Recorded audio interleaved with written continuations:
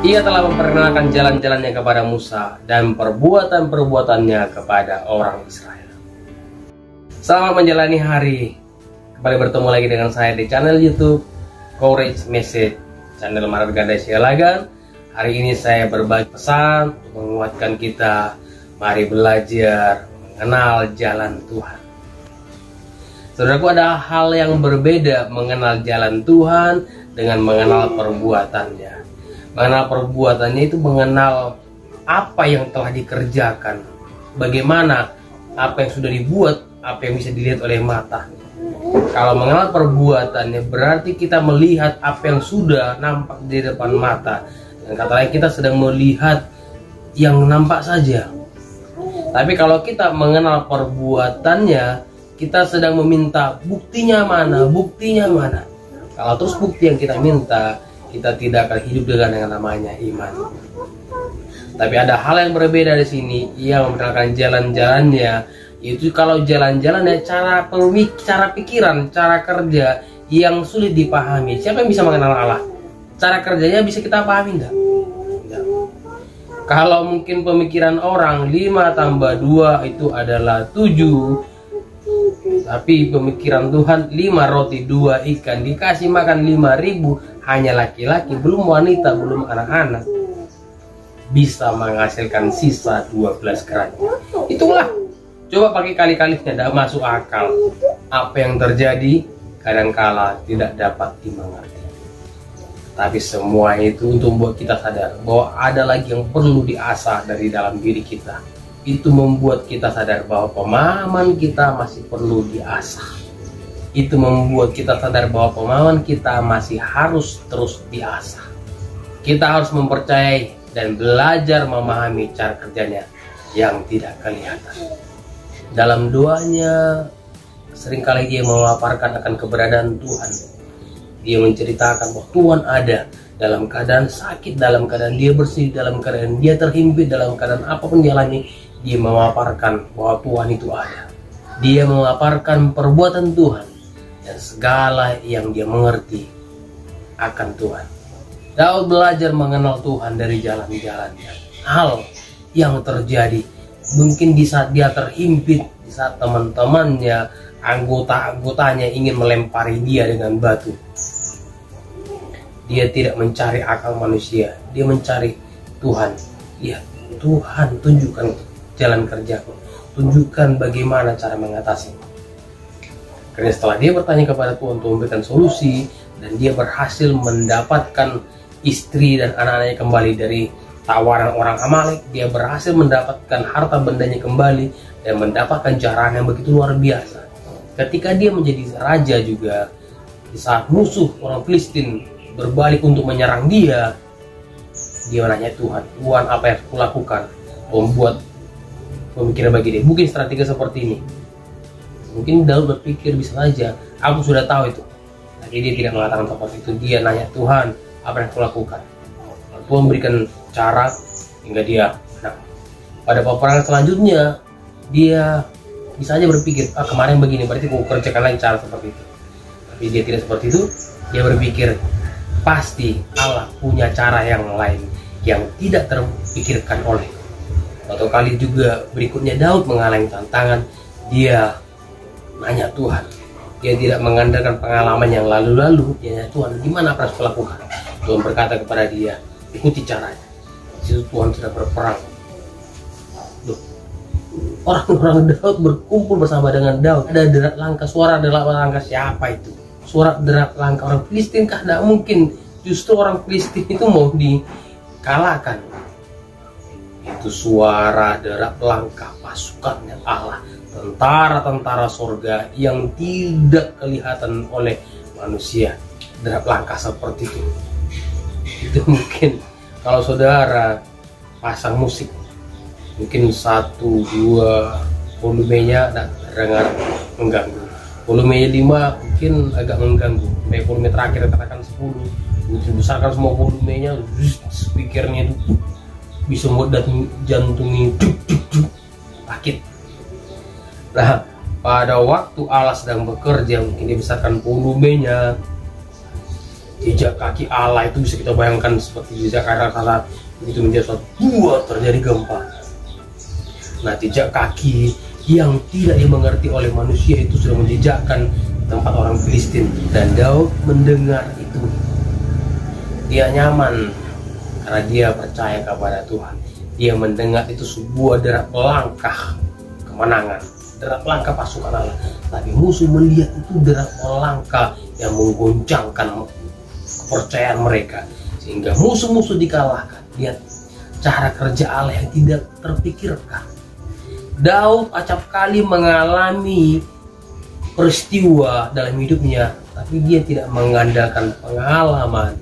Dia mau lihat bagaimana Allah bekerja, bagaimana Tuhan melakukan satu hal yang tidak terpikirkan oleh manusia. Pada tahun 2020 kemarin, 89, satu kali saya sedang pulang les, saya berpikir untuk menciptakan sebuah lagu Batak tentang Ibu Inong. Seorang yang merasa diberkati dengan lagu-lagu ciptaan saya, dia berkata kepada saya, "Pak, gimana usul bahwa ciptakan lagu Batak? Bahwa usul yang bagus." Saya bilang, "Saya coba buat ciptakan lagu Batak." Sampai di rumah, teringat ada dadanya, saya langsung duduk di depan keyboard, saya mainkan, tulis kata-katanya, kok larinya jadi lagu memuji Tuhan bahasa Indonesia, dan tercipta sebuah lagu judulnya Tuhan Punya Cara Yang Luar Biasa.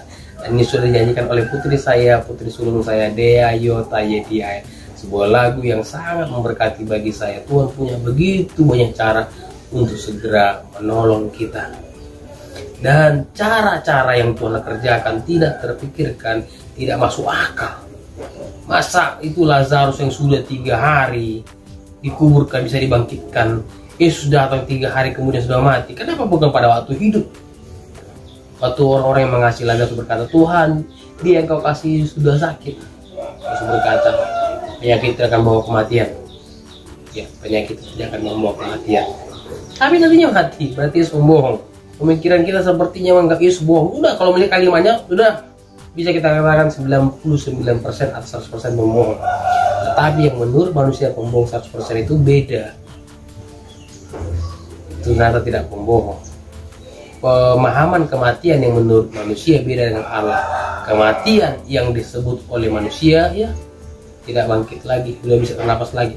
Kematian disebut oleh Allah yaitu mati terpisah dari Allah. Ya, tapi dianggapnya Lazarus itu adalah hidup. Jadi Allah, Yesus tidak membohong. Dia berkata, itu membawa kemuliaan bagi Tuhan. Malah setelah didengarnya Lazarus sakit, dia malah 2-3 hari tinggal di tempat yang lain. Lalu setelah beberapa hari Yesus berkata, "Yuk, sekarang kita pergi ke Yudea." Murid-muridnya bilang, "Guru, bukan gak banyak orang membunuh engkau di sana? Ngapain datang ke sana? Itu namanya mau menyerahkan diri, sama aja tindakan tolol." Yesus berkata, "Saudara kita Lazarus tidur. Aku pergi ke sana untuk membangunkannya." Ini perkataan yang luar biasa. Cara membangunkannya pun beda, bukan cara membangun kita. Yang bisa membangunkan manusia itu aneh-aneh. Sekarang mungkin disiram air, sekarang mungkin digoyang-goyang supaya bangun. Ada mungkinnya dengan lembut membangunkannya. Tapi lihat cara kerja Allah itu luar biasa. Cara membangunkannya ini hal yang tidak terpikirkan manusia. Garis bawah di sini kalimat, supaya kamu dapat belajar percaya. Yang namanya percaya yang Tuhan maksud di sini bukan asal-asal percaya, percaya karena melihat, percaya karena sudah tahu. Tapi belajar percaya yang Tuhan maksud di sini adalah meskipun tidak mungkin, meskipun banyak sekali di situ Allah bekerja, kita tetap harus percaya kepada Dia di situ. Lalu Thomas yang disebut Didimus berkata begini, "Marilah kita pergi juga untuk mati bersama-sama dengan Dia." Ini perkataan Thomas Didimus yang terus ragu-ragu. Dia mau lihat cara kerja Allah itu nyata-nyata, yang dilihat mata. Dia tidak melihat iman dalam dirinya harus ditumbuhkan. Sementara Tuhan sedang melatih mereka memiliki iman. Acap kali berkata, adakah iman di dalam dirimu? Adakah iman? Yesus mencari orang-orang yang beriman. Dan akhirnya Yesus pergi ke tempat di mana Lazarus dikuburkan. Di saat dia akan melakukan pekerjaannya justru dihalang-halangi oleh pikiran kemanusiaan seorang bernama Marta. Udah bau dia, ngapain lagi, sudahlah. Dia belajar terus hanya melihat perbuatan Allah. Dengar baik, Tuhan akan menyatakan hanya perbuatannya kepada kita kalau kita hanya melihat bukti Tuhan saja. Saudaranya pengen bukti-bukti, mana buktinya Tuhan, mana buktinya Engkau hadir Tuhan, mana bukti kebesaran Tuhan. Tuhan akan hanya memberikan perbuatannya dinyatakan dalam diri kita. Tapi kalau kita belajar terus melihat jalan-jalan Allah, minta Tuhan nyatakan jalanmu, nyatakan kepadaku cara kerjamu yang tidak mengerti. Di situ kita akan melihat hal-hal yang luar biasa, di mana di saat-saat genting sekalipun, di situ luar biasa pertolongannya yang ajaib. Di situ Tuhan menunjukkan cara-cara yang tidak terpikirkan oleh manusia, berkat yang luar biasa terjadi dalam kita. Daud belajar mengenal Allah melalui jalan-jalannya. Itu sebabnya dia berkata dalam Mazmur pasal 25 ayat 4, tunjukkanlah kepadaku jalan-jalan. Karena dia tahu dengan dia mendapatkan pemahaman akan jalan-jalan Tuhan, cara kerja Allah, dia akan semakin dewasa, dia akan dibawa semakin berhikmat, dan dia satu-satunya Raja Israel yang luar biasa, yang terkenal, bahkan namanya dicatat oleh Yesus. Yesus akan duduk di tahtanya Daud. Anak Daud, bukan dikatakan anak Salomo. Meskipun Salomo itu orang paling berhikmat dikatakan, tapi tetap Yesus itu adalah anak Daud. Yesus itu akan duduk di tahta Daud. Bintang Daud, bukan bintang Salomo. Luar biasa. Orang yang belajar mengenal cara kerja Allah, mengenal jalan-jalan Allah, akan Tuhan berikan hikmat, akan Tuhan nyatakan hal-hal yang luar biasa yang bahkan tidak terpikirkan oleh manusia sekalipun. Ini yang harus kita kerjakan, ini yang harus kita kejar, bukan melihat bukti-bukti. Kalau saudara pergi ke pengadilan pakai bukti-bukti, saudara akan menang. Tapi kalau saudara di pengadilan pakai bukti iman, tidak akan laku di sana, karena manusia masih mengandalkan bukti-bukti yang kelihatan. Tapi kalau kita bawa kepada Tuhan iman kita, kepercayaan kita, Allah akan menyatakan karyanya dalam diri kita. Di jalan-jalan Tuhan, Daud menceritakan kepada orang lain dan ia menyanyikannya dalam hidupnya. Hingga dia berkata, segala jalan Tuhan adalah kasih, setia, dan kebenaran. Dari mana Daud tahu itu? Karena dia semakin mengenal Tuhan. Tuhan menyatakan jalannya kepada orang yang takut akan Tuhan. Kalau kita takut akan Tuhan, Tuhan nyatakan jalannya kepada kita. Pola pikirnya yang bahkan tidak mengerti kita, Tuhan akan menyatakan jalan-jalan yang tidak terselami oleh kita. Kenapa saudara menyerah selama ini? Karena saudara mengandalkan tunjukkan perbuatan Tuhan. Harus nyatalah Tuhan. Kalau tidak mau saya, ini orang-orang terus bersyarat kepada Tuhan. Daud mengatakan Tuhan menunjukkan jalan-jalannya kepada Musa dan perbuatannya kepada orang Israel. Ini adalah keadaan yang nampak bahwa Musa terus teguh mengiringi Tuhan. Sebutkan Musa adalah orang yang lembut hatinya. Seluruh bumi, di seluruh dunia tidak ada seperti Musa yang lembut hatinya. Allah memuji dia karena Musa nyatakan jalan, nyatakan Tuhan, kemuliaan. Dia merindukan bagaimana Tuhan dinyatakan dalam hidupnya, bukan sekadar perbuatan. Orang Israel meminta perbuatan Allah. Kami lapar, terima kasih Tuhan. Kami sudah tidak lapar lagi, kami sudah kenyang, terima kasih Tuhan. Itu mereka haus, mereka berkata, Tuhan mana air ini? Kami sudah haus ini, mau mati kami di sini. Mengeluh lagi. Lalu Tuhan, aduh kayak ada minta-minta perbuatan aja. Nah, dikasih air, ya mereka bisa minum. Terima kasih Tuhan, Allah Yahweh yang benar, Engkaulah Allah.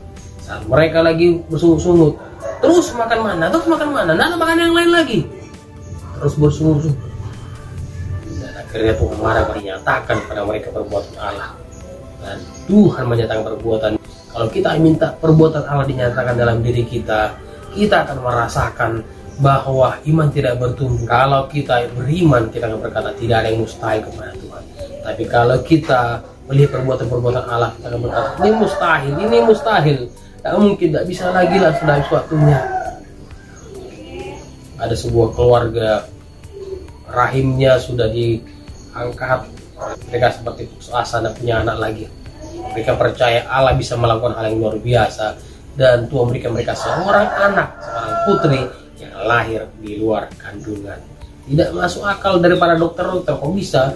Harusnya anak itu dalam kandungan, ternyata di luar kandungan, kok bisa? Cara kerja Allah yang tidak terpikirkan manusia, Allah bisa kerjakan. Sebabnya mari tetap pandang Tuhan. Dalam Mazmur 25 ayat 15, mataku terarah kepada Tuhan, pandang Tuhan, fokuslah kepada Tuhan. Lihat Allah, lihat Tuhan yang menyatakan perbuatannya ini adalah Tuhan yang impossible, Tuhan yang tidak terpikirkan. Kok bisa ya, masa Allah tidak tunggal? Kok ada ya Allah tiga dan terdiri juga? Tak terpikirkan. Memang tidak terpikirkan. Kalau saudara berpikir Tuhan masuk akal, maka saudara akan mengakal-akali Tuhan. Syukurlah Allah kita tidak bisa masuk akal, karena Dia begitu besar dan Dia tidak terpikirkan oleh kita. Melihat cara kerjanya, tidak memaksakan Tuhan.